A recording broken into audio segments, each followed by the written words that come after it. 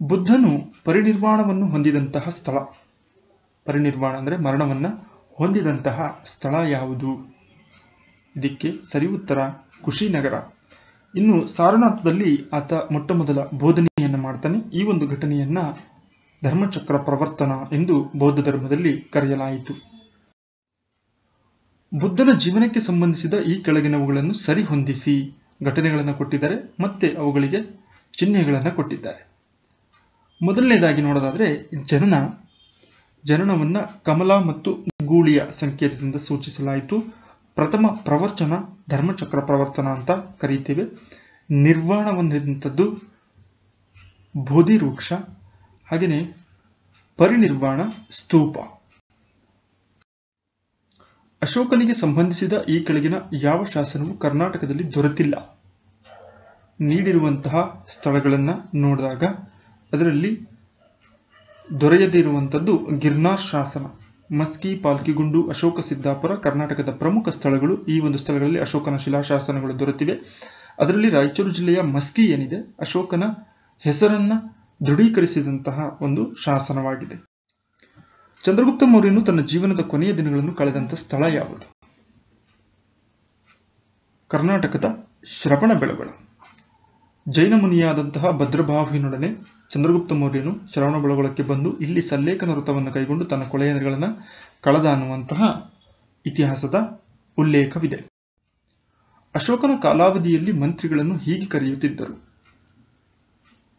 ಅಮಾತ್ಯರು ಅನ್ನುವಂತಹ ಪದದಿಂದ ಮಂತ್ರಿಗಳನ್ನು ಕರೆಯಲಾಗುತ್ತಿತ್ತು, ಅಥವಾ ಮಂತ್ರಿಗಳ ಹುದ್ದೆಗೆ ಆಗಿದ್ದಂತಹ ಹೆಸರು ಅಮಾತ್ಯರು. ಕನಿಷ್ಕನ ಕಾಲದಲ್ಲಿ ನಡೆದ ಬೌದ್ಧ ಸಮ್ಮೇಳನವು ಎಲ್ಲಿ ನಡೆಯಿತು? ಕುಶಾಣರ ಪ್ರಸಿದ್ಧ ಅರಸನಾದಂತಹ ಕನಿಷ್ಕನ ಕಾಲಾವಧಿಯಲ್ಲಿ ಬೌದ್ಧ ಸಮ್ಮೇಳನ ಜರುಗುತ್ತೆ. ಇದು ನಡೆದಂತಹ ಸ್ಥಳ ಕಾಶ್ಮೀರ. ಸಾಂಚಿಯಲ್ಲಿರುವ ಸ್ತೂಪವನ್ನು ನಿರ್ಮಿಸಿದವನು ಯಾರು? ಇದಕ್ಕೆ ಸರಿ ಉತ್ತರ ಅಶೋಕ. ಅಶೋಕನ ಸಾಂಚಿ ಸ್ತೂಪ ಅತ್ಯಂತ ಪ್ರಸಿದ್ಧವಾದುದು. ಭಾರತ ಸರ್ಕಾರ ಪ್ರಸ್ತುತ ಬಳಸುತ್ತಿರುವ ಶಕವರ್ಷವನ್ನು ಆರಂಭಿಸಿದವನು ಯಾರು? ಕನಿಷ್ಕ ಸರಿಯಾದಂತಹ ಉತ್ತರ. ಭಾರತದ ಇತಿಹಾಸದಲ್ಲಿ ಮೊದಲ ಬಾರಿಗೆ ಚಿನ್ನದ ನಾಣ್ಯಗಳನ್ನು ಬಳಕೆಗೆ ತಂದಂತಹ ರಾಜವಂಶ ಯಾವುದು? ಇದಕ್ಕೆ ಸರಿ ಉತ್ತರ ಕುಶಾಣರು ಭಾರತದಲ್ಲಿ ಮೊಟ್ಟ ಮೊದಲ ಬಾರಿಗೆ ಚಿನ್ನದ ನಾಣ್ಯಗಳನ್ನು ಬಳಕೆಗೆ ತಂದಂತಹ ರಾಜವಂಶವಾಗಿದೆ. ವರಹಮಿಹಿರ ಬೃಹತ್ ಸಮಿತಿಯು ಈ ಕೆಳಗಿನ ಯಾವುದಕ್ಕೆ ಸಂಬಂಧಿಸಿದೆ? ಇದಕ್ಕೆ ಸರಿ ಉತ್ತರ ಖಗೋಳಶಾಸ್ತ್ರಕ್ಕೆ ಸಂಬಂಧಪಟ್ಟಂತಹ ಖ್ಯಾತ ಕೃತಿಯಾಗಿದೆ ವರಹಮಿಹಿರನ ಬೃಹತ್ ಸಮಿತಿ. ಗುಪ್ತರ ಕಾಲದ ಆಡಳಿತ ಭಾಷೆ ಯಾವುದಾಗಿತ್ತು? Official language of Gupta dynasty.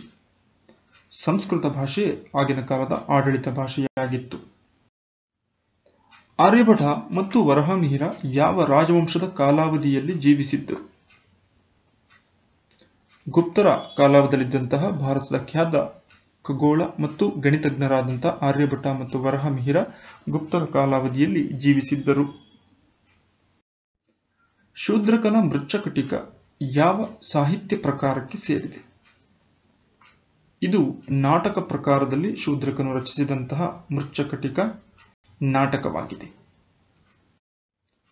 ಸಮುದ್ರಗುಪ್ತನಿಗೆ ಭಾರತದ ನೆಪೋಲಿಯನ್ ಎಂಬ ಬಿರುದನ್ನು ನೀಡಿದ ಇತಿಹಾಸಕಾರ ಯಾರು? ಇದಕ್ಕೆ ಸರಿ ಉತ್ತರ ವಿ.ಎ. ಸ್ಮಿತ್ ರವರು ಸಮುದ್ರಗುಪ್ತನಿಗೆ ಭಾರತದ ನೆಪೋಲಿಯನ್ ಎಂಬ ಬಿರುದನ್ನು ನೀಡಿದಂತಹ ಇತಿಹಾಸಕಾರರಾಗಿದ್ದಾರೆ. ಈ ಕೆಳಗಿನ ಯಾರು ಸಮುದ್ರಗುಪ್ತನ ಆಸ್ಥಾನ ಕವಿಯಾಗಿದ್ದನು? ಇದಕ್ಕೆ ಸರಿ ಉತ್ತರ ಹರಿಸೇನ ಸಮುದ್ರಗುಪ್ತನ ಆಸ್ಥಾನ ಕವಿಯಾಗಿದ್ದಂತಹ ಕವಿಯಾಗಿದ್ದಾನೆ. ಅಲಹಾಬಾದ್ ಸ್ತಂಭ ಶಾಸನವು ಈ ಕೆಳಗಿನ ಯಾವ ಅರಸನಿಗೆ ಸಂಬಂಧಿಸಿದ್ದು? ಸರಿಯಾದ ಉತ್ತರ ಸಮುದ್ರಗುಪ್ತನಿಗೆ ಸಂಬಂಧಿಸಿದಂಥ ಪ್ರಮುಖ ಮಾಹಿತಿಯನ್ನು ನೀಡುವಂತಹ ಶಾಸನಗಳಲ್ಲಿ ಅಲಹಾಬಾದ್ ಸ್ತಂಭ ಶಾಸನವು ಕೂಡ ಒಂದಾಗಿದೆ. ಈ ಕೆಳಗಿನ ಯಾವ ಕೃತಿಯನ್ನು ಹರ್ಷವರ್ಧನ ರಚಿಸಿಲ್ಲ? ಅಂದರೆ ಹರ್ಷನು ರಚಿಸದೇ ಇರುವಂತಹ ಕೃತಿ ಯಾವುದು? ಸರಿ ಉತ್ತರ ಹರ್ಷಚರಿತೆ. ಇದನ್ನು ಬಾಣಭಟ್ಟ ರಚನೆ ಮಾಡ್ತಾನೆ. ಇನ್ನುಳಿದಂತಹ ರತ್ನಾವಳಿ, ಪ್ರಿಯದರ್ಶಿಕ, ನಾಗಾನಂದ ಎಂಬ ಕೃತಿಗಳನ್ನು ಸ್ವತಃ ಹರ್ಷವರ್ಧನ ರಚನೆ ಮಾಡ್ತಾನೆ.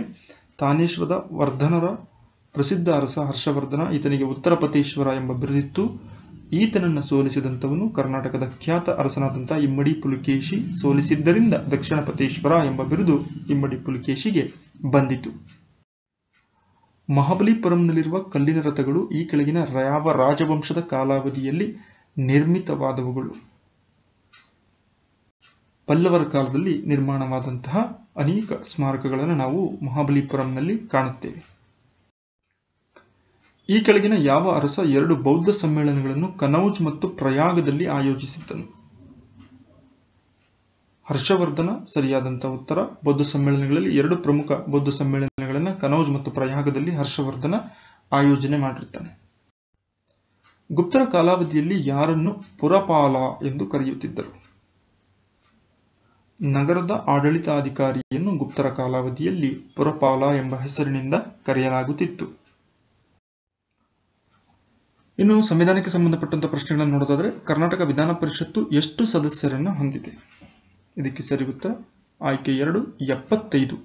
ಅಂದರೆ ಒಟ್ಟು ವಿಧಾನಸಭಾ ಸದಸ್ಯರ 1/3 ವಿಧಾನ ಪರಿಷತ್ ಸದಸ್ಯರಿರಬೇಕು ಅನ್ನುವಂಥ ನಿಯಮಾವಳಿ ಇದೆ. ಅದರಂತೆ ಕರ್ನಾಟಕದ ವಿಧಾನ ಪರಿಷತ್ ಸದಸ್ಯರ ಸಂಖ್ಯೆ 75.